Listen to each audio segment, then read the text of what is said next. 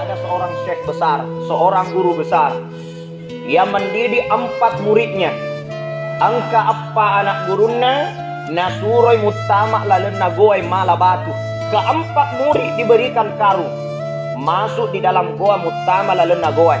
Pada saat keempat murid disuruh masuk ke dalam goa, murid yang pertama muncul di dalam hatinya, ada yalam mala batu ko lalu nagoai. Nako saliwan nagoai mi gamatu batu. Gangkana ya rokaruna na tapi mi karunge de gaganala. Kemudian yang kedua, menggunakan rasionalnya, saya tetap akan mengambil batu, namun di mau batu wala siapa tahu ang kagunana.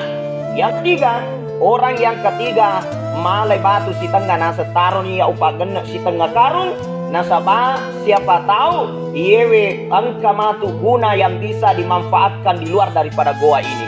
Orang yang keempat na pandungi karuna nasa aja gina perintah guruta, aja gina perintah, maka kita harus melakukan hal itu.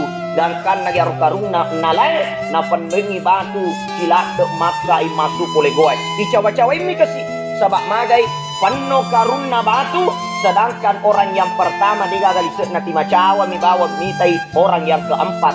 Maka dari itu setelah semuanya keluar dari goa, jamaah dimuliakan Allah, sampai di depan syekh, di depan guru, maka saat itu liseunna ya rokaruna nabuka mana ngiolona guruna, ternyata apa yang terjadi liseunna ya rokarunge ulawa manang, jamaah dimuliakan Allah.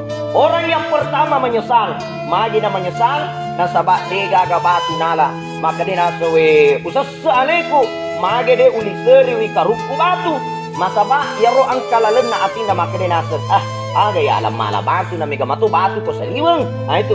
Yang kedua menyesal.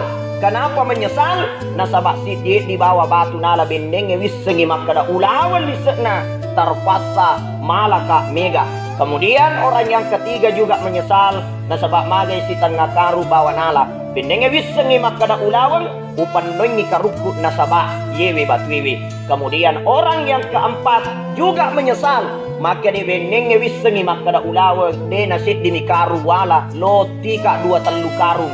Maka dari itu jamaah dimuliakan Allah, maknanya adalah kita hidup di dunia ini semua nantinya akan kembali kepada Allah dengan penyesalan.